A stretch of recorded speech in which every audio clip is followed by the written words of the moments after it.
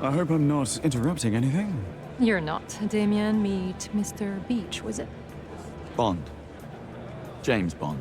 So after years of waiting for a James Bond game that actually feels like a James Bond, we finally have 007 First Light. Growing up, the Bond games I played were GoldenEye 007 on Nintendo 64, Tomorrow Never Dies on the PlayStation, and later on 007 Nightfire on the PC when I was older. Those games captured that classic spy fantasy in their own way, and for a long time it felt like we were never really going to get another Bond game that truly understood what made the franchise special. Or at least I'm not able to name a single one. Nothing springs to mind. Of course not. That's why 007 First Light feels so refreshing. It has a familiar classic Bond energy that reminds me of those older games I grew up with.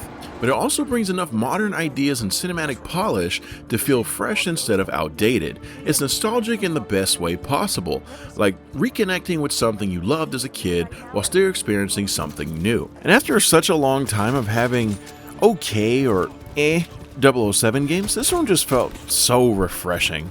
Well, I didn't realize you were this thirsty. Parched, actually. But what really makes First Light stand out is that this is an origin story. This Bond is younger, more reckless, still learning the ropes, and that honestly is one of the best decisions the developers could have made. The game lets us watch Bond become 007 throughout the story. He makes mistakes. Sorry. He gets emotional. Sometimes he walks into situations way too confidently and has to improvise his way out. What, hello? Ah! What are you doing in my room? Pardon me, Mom. Didn't think anyone was in. I'm with management. One of our guests lost his pet anaconda. We're going floor by floor. Well, it's not down here. You slowly see him sharpen his instincts, improve his spy skills, and develop that smooth confidence and charm that eventually makes him the legendary James Bond we all know. And because of that, the story feels surprisingly immersive. What really caught me off guard was how strong the relationships are in the game. Bond isn't just running around shooting people and flirting non-stop, like he did in his older games. Can I help you, Mr. Bond? I'm looking for Paris Carver. Have you seen her? Yes, I believe she's waiting in your suite. And your presence is required there as well. There's actual character development here. Some characters start off as rivals, some are mentors, and some people Bond genuinely clash with early on. Listen, I don't know who the hell is playing favors for you. Obviously someone up high, but you won't get any from me.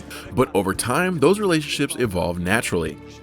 Characters you may dislike at first slowly become people you actually care about, and the game does a great job of showing how those friendships and mentorships shape Bond into the man he eventually becomes. It gives the story emotional weight without slowing down the action. It all feels straight out of a 007 movie, and the writing surprisingly sharp.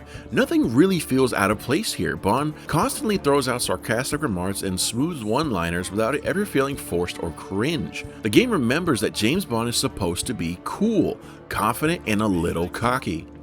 Even when everything is falling apart around him, he still somehow finds time to deliver a perfectly timed joke or a little bit. Qualifies as an emergency. Now, gameplay-wise, yes, you can absolutely feel the Hitman influence here since it's made by the same developers. The stealth mechanics, the disguises, the creative mission design, and social infiltrations. It's all very familiar, but unlike Hitman, First Light feels much more cinematic and explosive. One minute you're sneaking through a gala pretending you belong there, and the next you're escaping explosions while firing at enemies from a speeding vehicle. The balance between stealth and action works incredibly well here. And of course, what's Bond without his little gadgets and toys? Thankfully, First Light absolutely delivers here. You've got classic Bond style tech like the iconic Q watch alongside some genuinely creative new gadgets. There's flash grenade AirPods,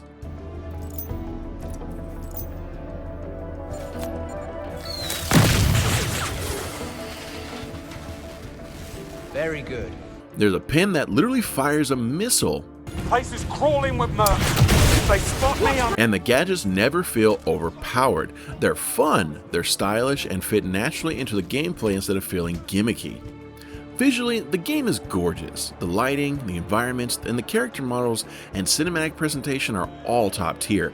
Every location looks like it belongs in a high-budget spy film. Whether you're infiltrating a snowy military base or walking through a tropical resort with suspiciously evil rich people, the game constantly feels stylish.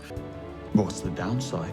The game definitely has some bugs and glitches here and there. Nothing game-breaking from my personal experiences, but there were moments where enemies would randomly stare up in the sky for absolutely no reason, and a few times these certain enemies will also become completely unkillable. Besides that, my only real gripe with the game is Bond's facial scar. I understand the scar was in the novels, but other than that, nothing else really ruins my experience playing this game. Final verdict: 007 First Light feels like a breath of fresh air. It respects the legacy of Bond while still giving us something new by focusing on his origins and personal growth. The action feels cinematic, the stealth is satisfying, the writing is sharp, the gadgets are ridiculously fun, and the story actually makes you care about the people around James Bond. Sure, you can feel the Hitman DNA in parts of the gameplay, and yes, there's still some bugs and small things here and there, but underneath all of that is one of the most authentic James Bond experiences we've had in gaming in a very long time. By the end of the story, you genuinely feel like you watched James Bond earn the title of 007. There's still a lot of collectibles in the game, and there's also the tactical simulation mode, which lets you play what-if scenarios and even do some challenges along the way. It's fun. Personally, it's not my go-to to play the game. Overall grade, I'm giving 007 First Light a solid A-. It's stylish, it's cinematic, it's immersive. It's not perfect, but it absolutely delivers on the Bond experience fans have been waiting for. But what do you think? Did 007 First Light finally give us the Bond that we deserve, or do you think there's still room for improvement before it reaches that legendary status of a cult classic game? If you like what I do and want to see more, please think about subscribing to the channel. It inspires me to make more. Other than that, I'll see you all in the next one. This is a little bit different than what I usually do, but I think I'm going to start doing these a little bit more. Other than that, peace and have a good one. Bye.